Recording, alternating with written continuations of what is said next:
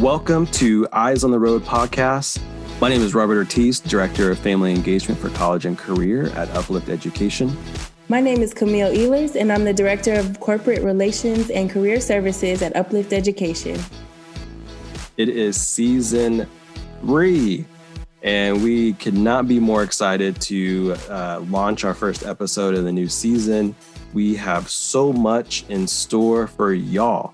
And so, few changes. We are going to be popping out 3 episodes a month, every month through the month of May. And so we're looking at around 26 episodes total. We're going to have reoccurring guests on the pod. We'll have some more special guests that we're excited to bring to you, and just couldn't be more excited for it. I can't believe we're season 3.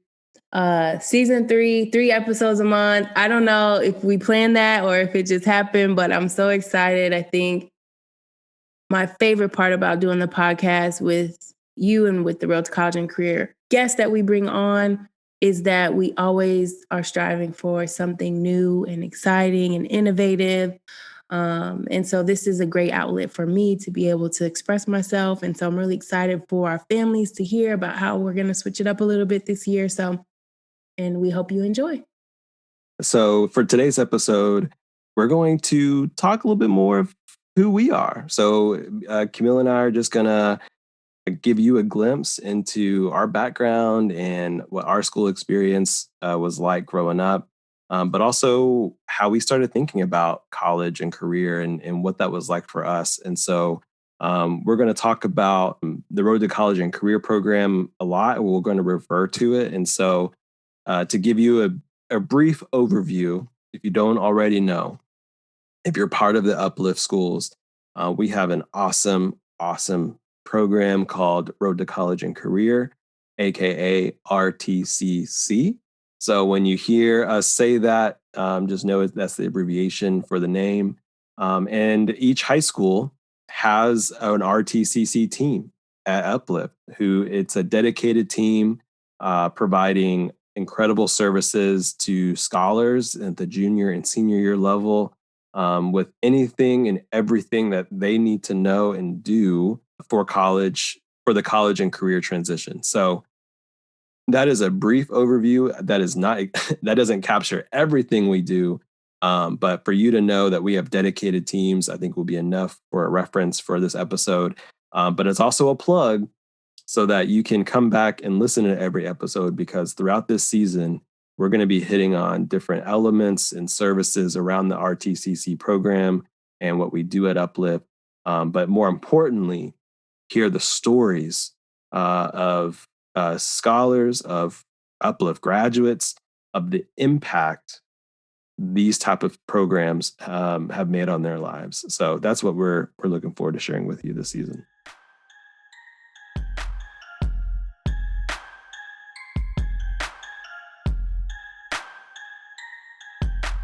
Well, it is the start of the school year. So every year, this is what we do. So we start school. We got smiling faces in the classroom and just ready to kick the year off. And, first day of school for me, Camille, has always been like a mix of nervousness and excitement. But growing up in the 90s, the fit was always priority, like first day outfit. And I know at Uplift, we have uniforms. And so I think our scholars had to be a little bit more creative with how they express themselves.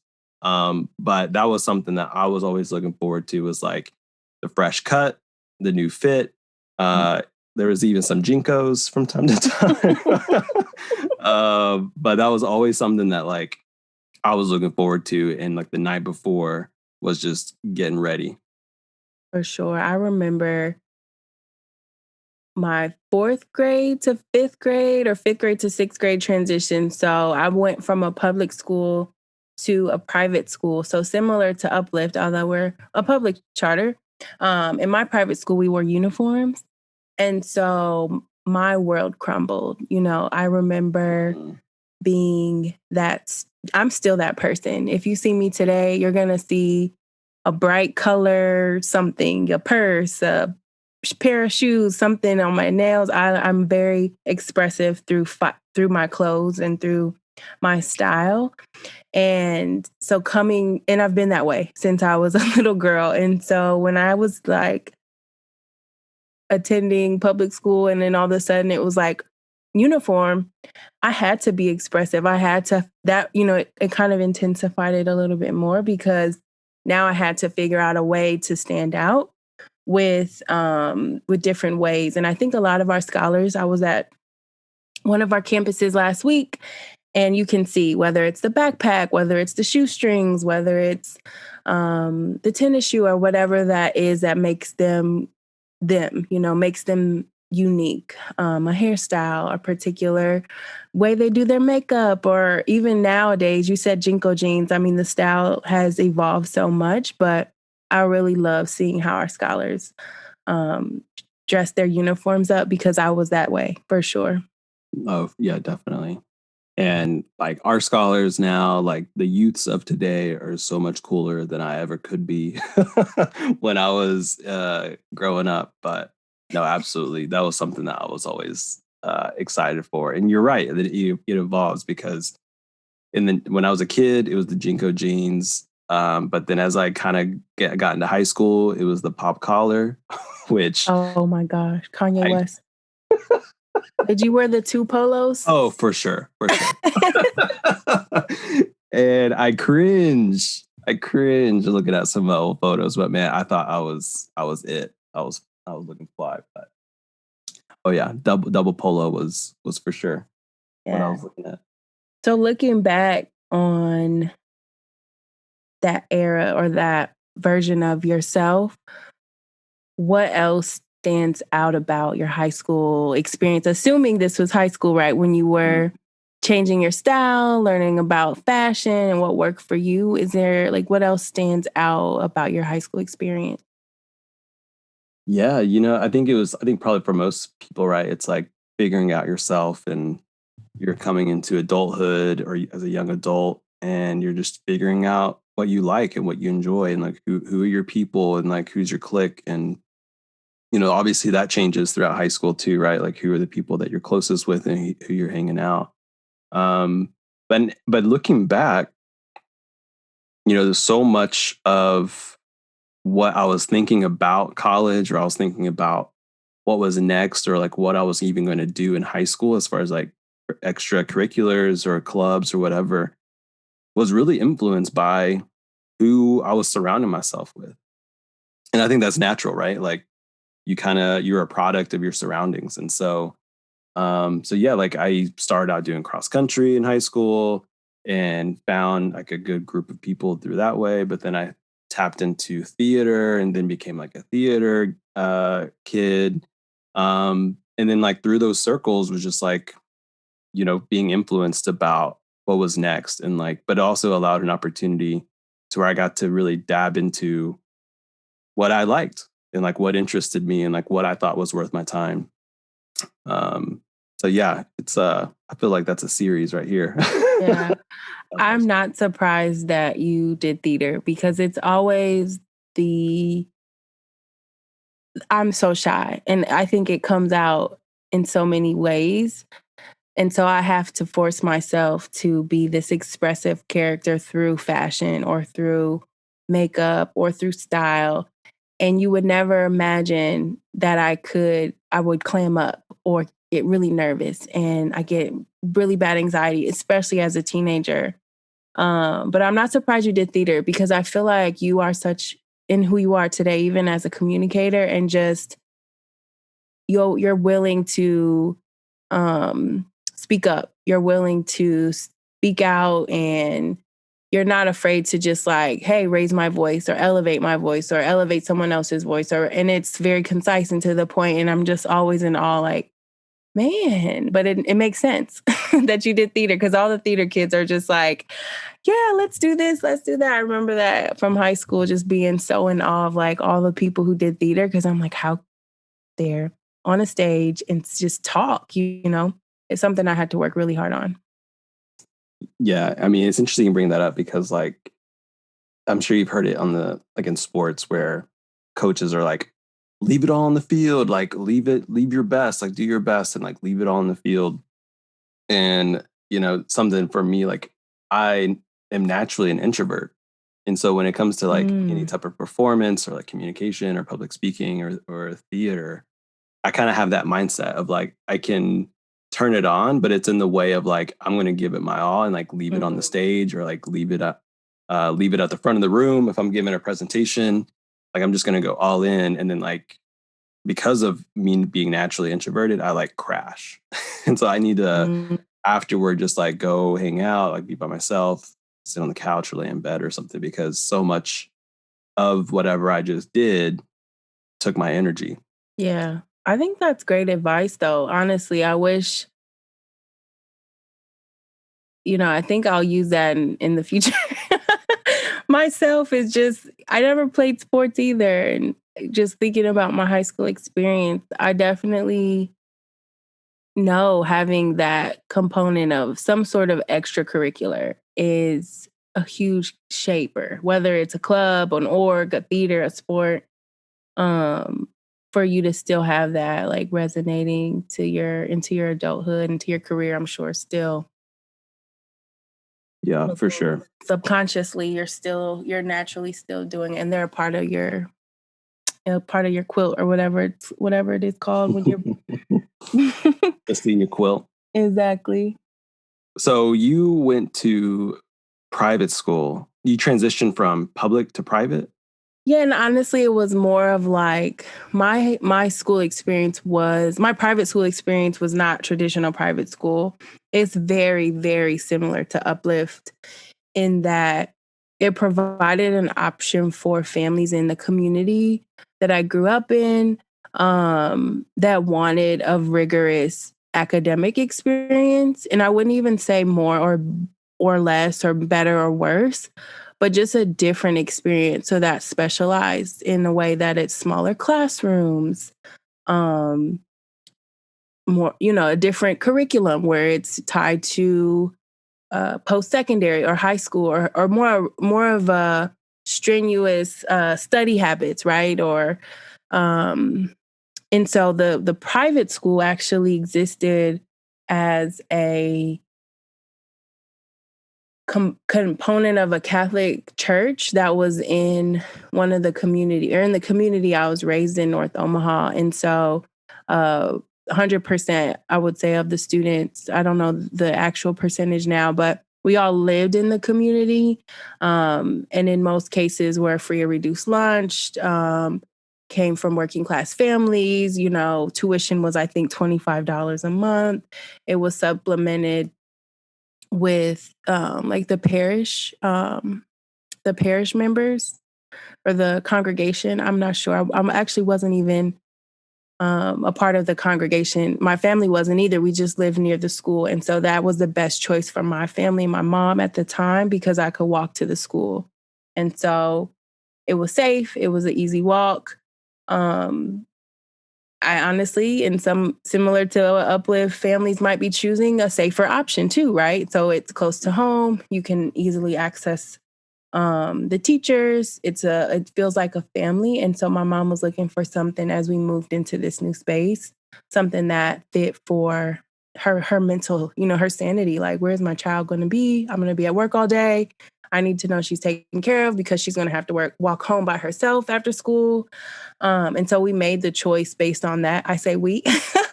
I don't think I had a choice in that matter. But then as I stayed there through middle school, and it stopped at middle school. So after that, I went back to public high school. That's fascinating. I'm sure you look back on that experience and can probably see where your mom or your, made that decision. Exactly. Yep.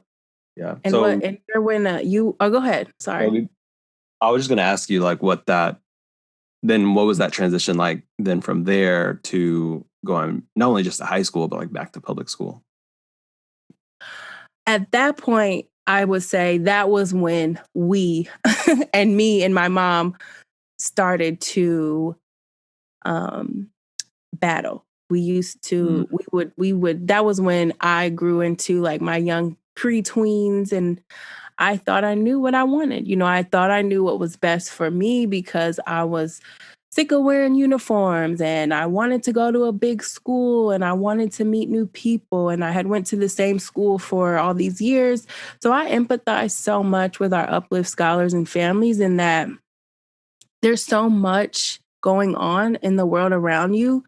And sometimes some of those feelings of comfort just look like just look like a change, right? It just looks like I want to wear a different outfit tomorrow, or I want to have access to this opportunity, or this club or this sport.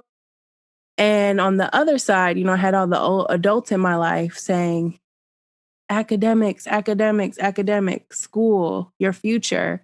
And so it was a battle. It was a battle between me, my family, my teachers. They all wanted me to stay in private school and continue on through high school and go to really hard schools and have access to all this academic support. And I was thinking of my social life.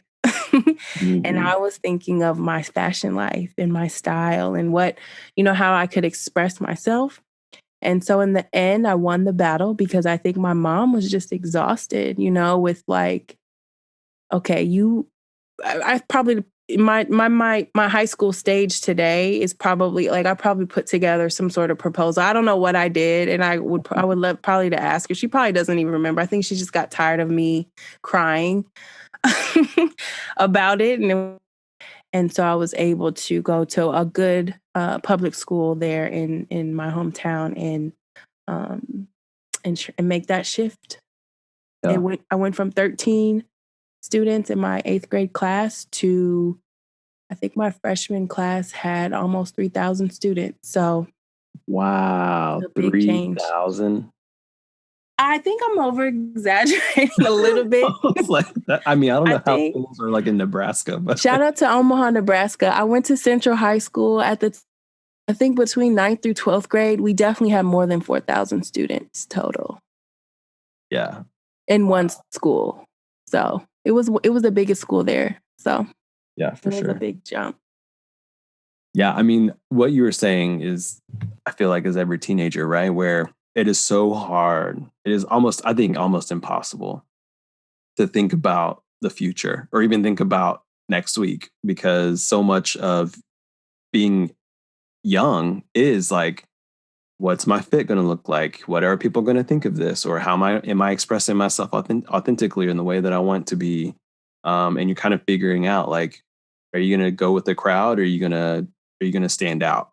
And I feel like a lot of us make that decision pretty early on because we're socializing, we're evolving, and our interests are constantly changing. And so it's hard to be committed to the academic side of things in the sense of like you thinking this is preparing you for later on, right? And it's always the adults, I think, that's always driving that message, because like they've lived it, like we've lived it now being adults, where we now see how a GPA impacts your college decisions later on, and how important it is that starting the 8th or 9th grade, depending on when you start taking high school courses, that matters. And it matters to do well and to do your best, because you're starting the foundation of what's going to be looked at from colleges once you graduate high school. But say that to my 8th grade self. They're like, where's Jinko? Right. What's up with the Jinko jeans? Exactly. You want me to make straight A's? Okay, how many pairs of Jinkos? Exactly. Maybe that's the framework, that we think about is like differently as adults. I think maybe that could have helped in a way, is like, if you want this, I think that there's a little sense of hope too, where you're looking at people that don't have it, right? I think that's another thing, right? Where we're like, you're not rich. You're not a millionaire. You don't have the nicest things in the world. You don't even necessarily look like me in a lot of cases. I might be advising a young male, or you might be advising a young woman or something. And you know what I'm trying to say? Your identity plays a role. So you're talking about, in my case, a bunch of nuns and Mm-hmm. older white women who I had no desire to follow their path. You know, I wanted to create my own path. So my act of rebellion was I'm definitely not going to private school because to I want to be like Beyonce. I want to be like Missy Elliott. I want to be like Aaliyah. I want to be like all of these, you know, and our scholars, I'm sure, have their own versions of like who they aspire.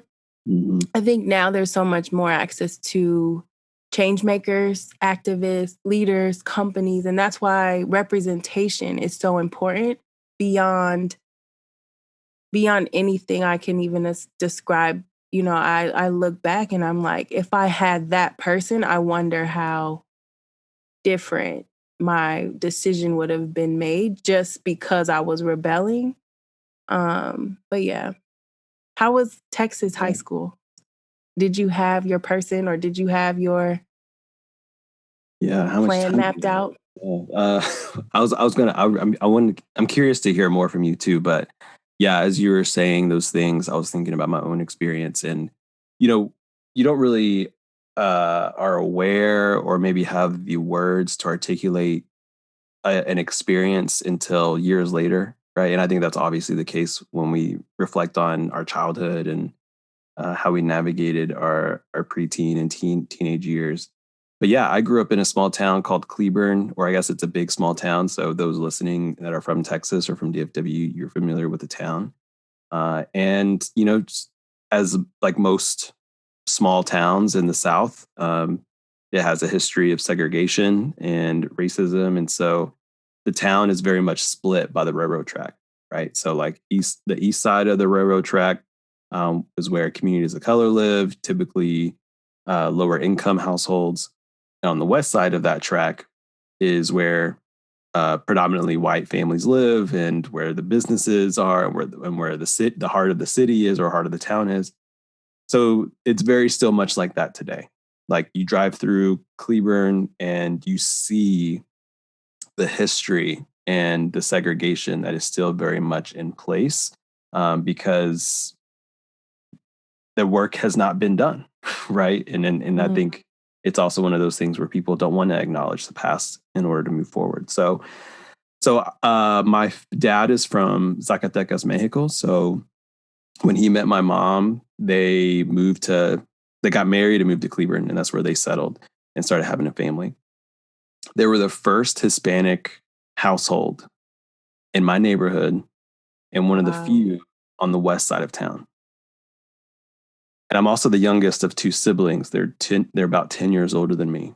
And so they got to live through the educational system before I got to.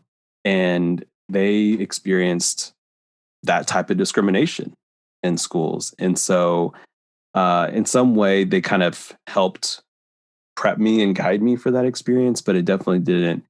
I could never expect just how that would have impacted my education. So what you were saying about like, you know, I want to be in a school where I can see people like me or like maybe have teachers that look like me and sound like me. Throughout my entire K-12 experience, I didn't have that. I didn't have a person of color that was teaching me or person of color that could like, you know, teach in a way that was culturally responsive or knew or had an understanding of my lived experiences. I didn't get that until college. So yeah, when I look back on that experience, there was definitely that gap of what I was needing and looking for. Like, I mean, yeah, representation isn't everything, but it's something, right? To where I can look at somebody and be like, oh, they're successful.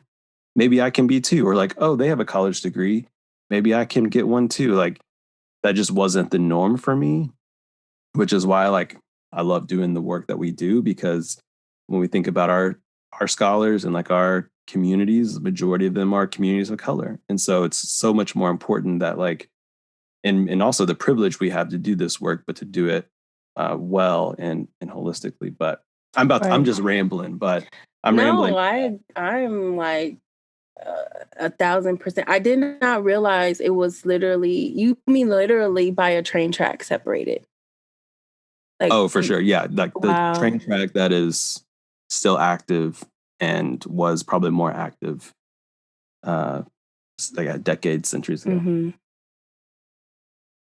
I mean, that's exactly why I love the work that I do, in particular for Road to College and Career, where in the big vision of all of it, the ultimate goal is representation. And so I think I even look at companies and organizations where, that are just now building out talent pipelines and diversity and inclusion and making a point to consider that piece, because it's the future of our society, right? Like if you are continuously promoting and elevating people in spaces and roles that are not inspiring to the next generation of young leaders, it's really hard. In some ways, social media and the internet has been a plus or a benefit, and is, because you can see those people making those moves and doing things that you would never be able to. And so I think for me, like thinking about CEOs and in roles in organizations and non-traditional spaces where a scholar, like an Uplift scholar, might be like, I can't see myself doing that, or I can't see myself in that position. It's so important that they actually shift that mindset through representation. And that's why I love what I do, because I can say the future of the world is changing. The future of the workforce is changing. You can be yourself. I worked for an organization that they had a dress code in an urban school district in Chicago, Illinois. And the dress code, we had an intervention, a supplement to the school day. And the dress code for the staff was basically business professional, but beyond business, not semi, not business casual, like suit and tie. And none of the teachers in the school had a dress code. We were just kind of like a push in. And it took us a battle with the CEO to really to get him to understand and think differently about representation and identity and what it means for a group of people, not from the community, not from the background, to come in with suit and ties on and, all this uncomfortable clothing, and it be a mandatory expectation, and to push into those spaces as if, not that they've never seen it, right? That was, I think, some of the underlying messaging was, I mean, they've seen people wear suits, but just to push into their space and say, what we're doing is going to help you because we dress this way. And not, we want to honor the way you dress, and we want to honor your identity in your school, in your community, and relate and understand, how fashion and style and all these things are such a part of so many people's cultures. And so it just 5-6 years ago, some of these conversations probably wouldn't even be being had about like what it means to have students have aspirations within reach. Yeah. And I think you were alluding to it, where it's like, we live in a digital age where access to information, access to resources can be instant, which obviously comes with the privilege of having, a smartphone and internet connection and, all of that stuff as well. But yeah, I mean, it's like, I think that also plays a part in really breaking down what has been upheld for so long, and the things that were upheld only benefited a certain group of people. And then the more that we start challenging that, start questioning the like, well, why is this in place? Why is this a dress code? Why does it matter if my hair is pink, red, purple, blue, or whatever? Like, if that is a way that I can express myself, but also be able to express my culture and my heritage and my belief systems, then why am I being told that's not okay? Who gets to say that's not okay? Yeah. This is the whole new podcast I think we're about to go into. I know. What about Road to College? Right. Well, I want to hear from you. Like, what was your high school experience like? When did you start thinking about what was going to come after high school? what were you thinking as far as colleges and what like major or even type of career? Did that start for you in high school where that was a conversation that was being had with you, or maybe you were having with yourself, or did that come later? Yeah, so I, like many students then and now, attended a large public high school, and there were so many freshmen, so many, that matriculated to sophomore year, to junior year, to senior year. And school was school, right? We went to school to go to class, to get our credits, to fill the day with some sort of like academic extracurricular routine. And college planning and future planning was non-existent in my high school. And I wouldn't say non-existent, like I think it existed, but I could not tell you like any sort of system or structure in place, anything close to Road to College and Career. And I say that because I don't even know if I had a counselor. I know I had deans that if you got in trouble, you would go to the dean. Or if you were having like a social or emotional or mental health issue, there was counselors that you could talk to about that. But anything about like the future of me and who I wanted to be, I do not remember that at all. My experience with college and future planning came as a after school program. It was, and like many students, it was not embedded in the school day. It was not something that was mandatory. It was optional. And the reason I started the after school program, Girls Inc., I know there's one in both Dallas and Tarrant County, but Girls Inc. was a program that I went to as a young girl in my middle school. I started to go because my mom didn't want me to be at home alone anymore. I think she started working another job. And so she wasn't able to come home until really late. And so she wanted a space for me to not just go home and sit at home by myself and be alone because my brother played sports and things like that after school. So I was kind of forced to go to Girls Inc. And Girls Inc. actually changed my life in a way because Girls Inc. was my RTCC. I went to Girls Inc. after school, and that's where my most vivid memory of like who is Camille today and who does Camille want to be. And those Mm. conversations happened through the lens of programs, not just like college and career, but we have this opportunity to go horseback riding or to go swimming or to go to this career trip or to do something on the weekend. And it was this constant flow of programs and programs and programs. And it never stopped. It never stopped. I went there all throughout high school. And a part of that as I got older was my mentors at Girls Inc. saying, college, what about college? Or what are you going to do? You're really smart. Like, don't let it go to waste. Write some essays, write your applications, similar to our counselors, like very invested in the process and having the knowledge, and me just kind of like following their lead. And I knew that I wanted to get out of Nebraska. I wanted to get out of my hometown. I love my hometown, but I wanted to travel. I wanted to experience some.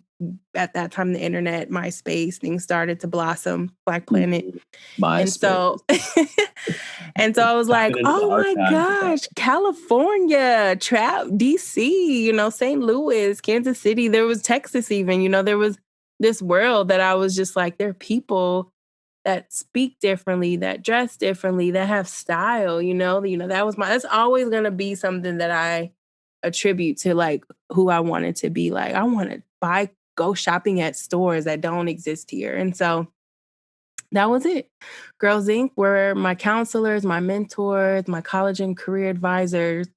And there were some days when I would just sit at Girls Inc. until 8 p.m. writing scholarship applications, and my mentor would help me edit them and say, nope, do it over. No, this doesn't sound, and I'd be like, oh my God, like, I don't want to do this. I want to go home and eat microwave dinners. But they definitely saved my life because my mom was busy. She was trying to pay bills and work and feed us, and I can, as an adult, I can only imagine now trying to advise a child through their future college and career planning and pay the rent, and feed myself and them. So it's just, I'm really grateful for that piece.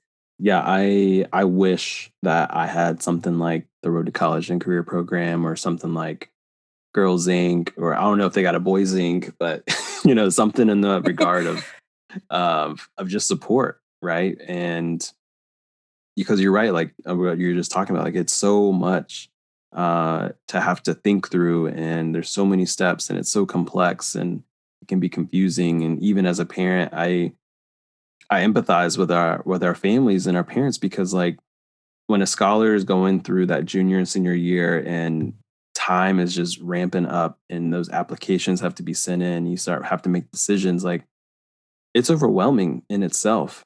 And then you add that on top of life and you got other kids that you have to support and raise and make sure that they're taken care of, but it could be in primary and middle school. Like there's so much. Did you have a counselor, or did you have? No, well, so yeah, my senior class was probably like 250, 300, which may not sound a lot compared to most, but it was quite a bit. And I think we only had maybe like 3 counselors.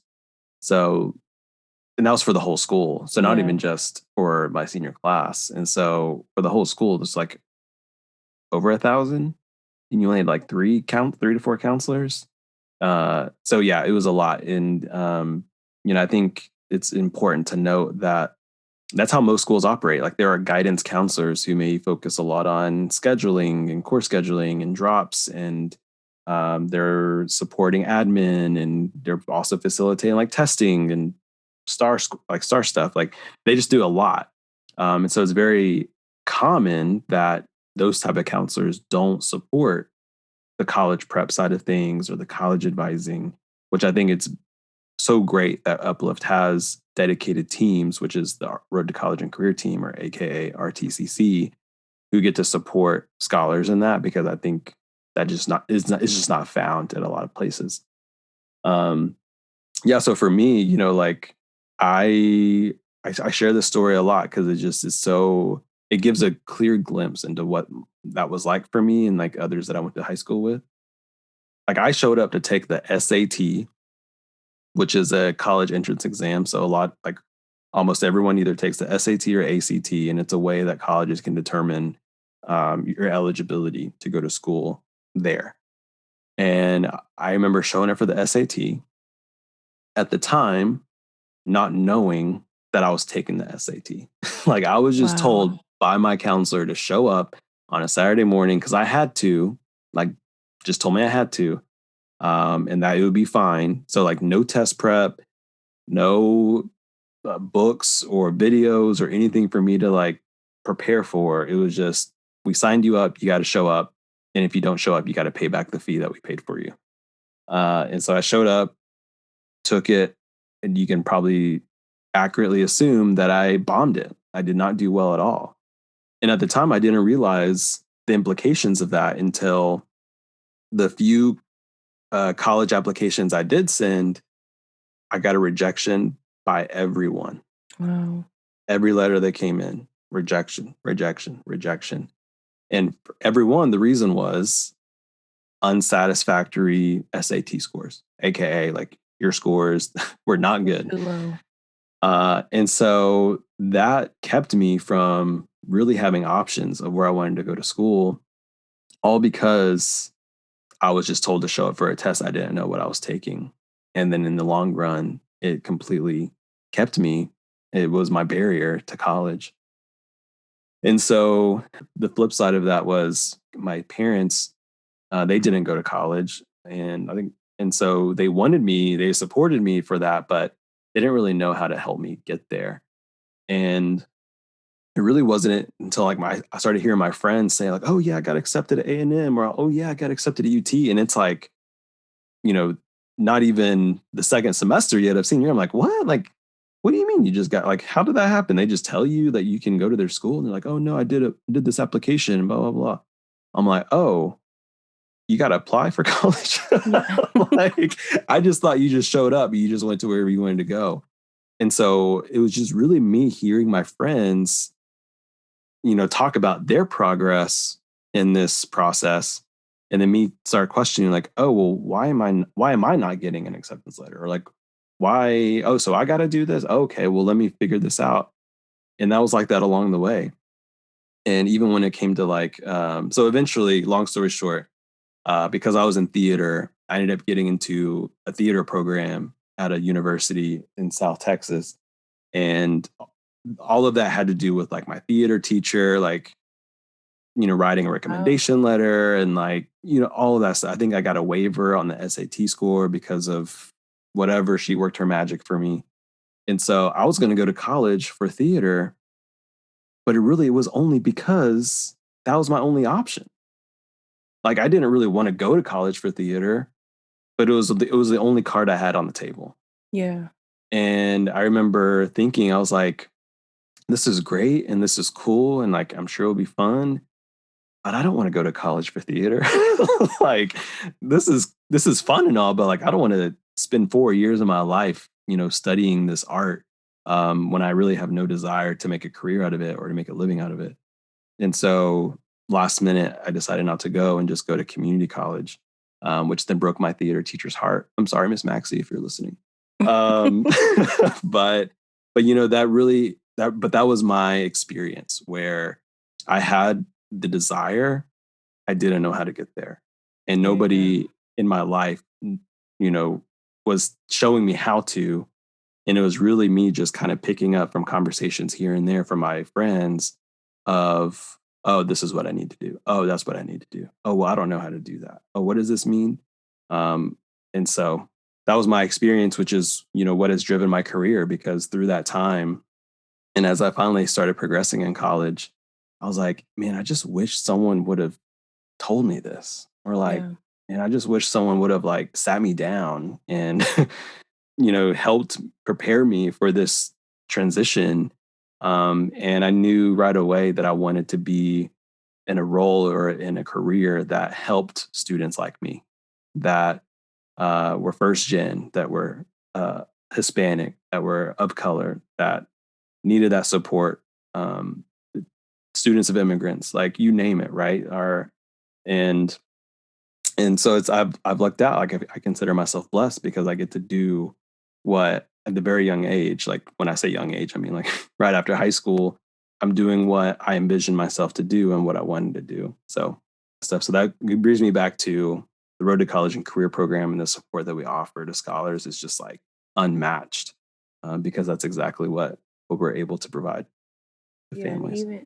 Even to, I felt like you kind of touched on your role in being able to help students. You went to the community college after high school. At some point, you transitioned into your entry-level career, your entry-level position. Is that where you see like your work kind of culminating to this day, where you're still helping people, or how would you describe that pathway from your first college, enrollment to now? Yeah. It's interesting to reflect on, because I feel like I never have the accurate words to articulate that experience or what that was like.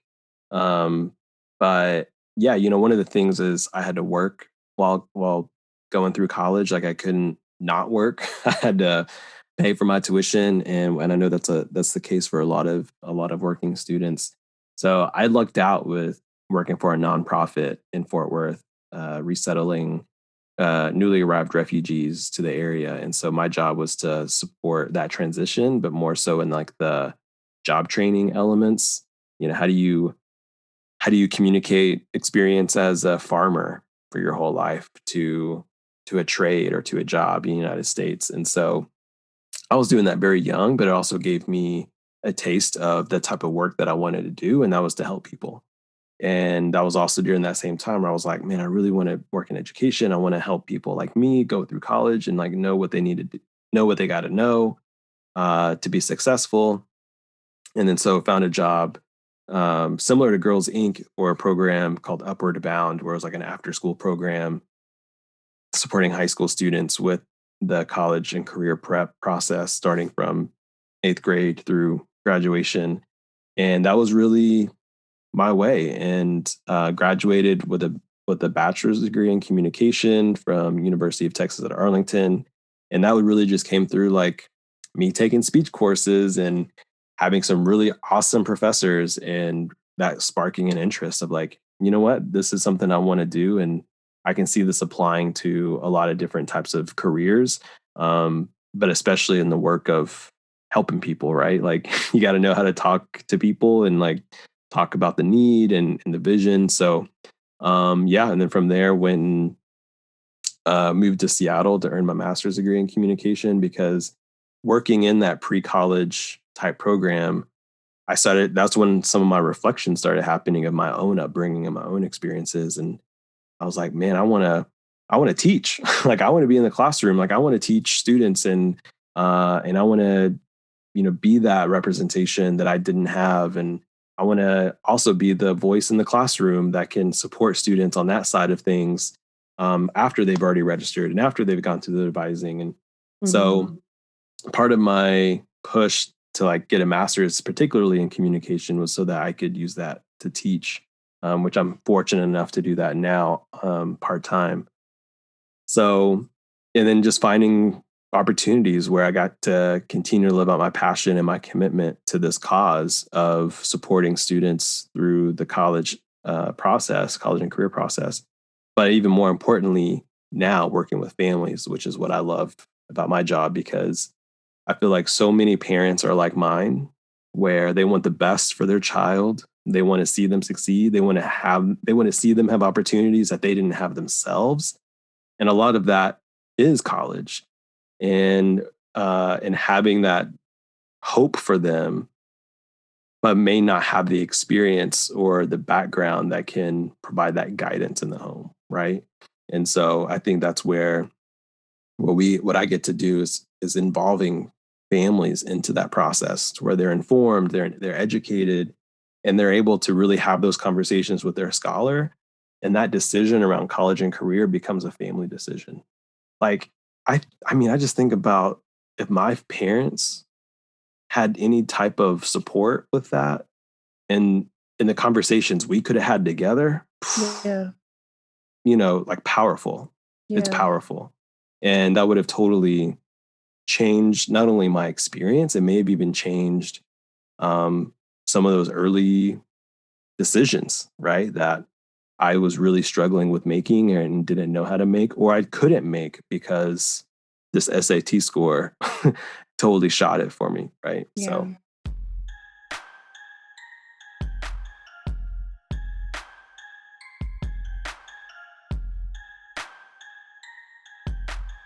well, as we wrap up this conversation, Camille, I want you to share, like, who did Camille become? If you were talking to like your mentor or advisor from Girls Inc., like what would you, and you haven't talked to them since high school, like what would be those like accomplishments you would share with them? Like what degrees did you get? Like where'd you end up Oh, going? And wow.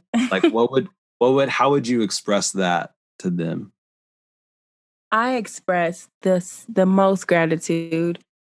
I have to pretend, that I don't communicate with them, which is the beauty of what, my gratitude is triple, quadruple fold, because those people, those mentors are still mentors in my life to this day. I currently serve on the board of directors for Girls Incorporated in Omaha. I work closely with Girls Incorporated here in DFW, trying to build out, stronger connections between their after school programs and our campuses. So if I could, and I do tell them all the time, and they see how passionate I am about the work that Girls Inc. does through my work in that supporting young people, young students, young adults, as they decide on their future, whether it be through education, whether it be through their career, whether it be through expressing themselves. I've been able to do a mixture of all of that through roles I've had. And so being a leader in the education world or in the academic world has given me an opportunity to not only be, a teacher and to serve in a classroom, but also to be a mentor after school and to have some opportunities to advise students. And now my current role, being able to tie that to a long-term career goal. I mean, I'm so blessed to be able to do that and just to be able to say you can do that too. And you can look like you look and you can be who you are. I think there's just so rare to be able to show up as your true self and to thrive. And so that's where I am today. And so I don't even know if I have a career title that matches, what I thought I was going to do at 16 or 17. But I know that my heart and passion that's tied to this work started with the mentorship that I experienced at Girls Inc. And that our students that I work with currently probably are experiencing some of the same feelings with their campus Road to College and career team. This has been good. It's been great chatting with you. I didn't know elements about some of your story, and it's just really cool to see who you are now and then have you share like the things that brought you here. That's cool. Yeah, thank you so much. I definitely love talking about and learning more about your life and how it brought you to the point where we are now colleagues and friends and, coworkers, and we're part of each other's network and story. And it's definitely an impact that, again, why we do this work is because we want to help people, and people being our families, our students, each other. And the road to college and career is life. It's part of our life. It's such a huge part of our life. Well, you'll hear more of our journey throughout the season as we talk about these topics, where you get to get a little more insight into our experiences with this, because it wasn't perfect, definitely was not pretty, and definitely wasn't polished the whole time. Hey, thanks for listening to today's show. You may find the information we discussed on the description page of this episode. If you have a question or would like more information about what we discussed, please email us at rtcc@uplifteducation.org. Also, don't forget to subscribe to the Eyes on the Road podcast wherever you listen so that you don't miss our next episode. And until then, be well and shine through.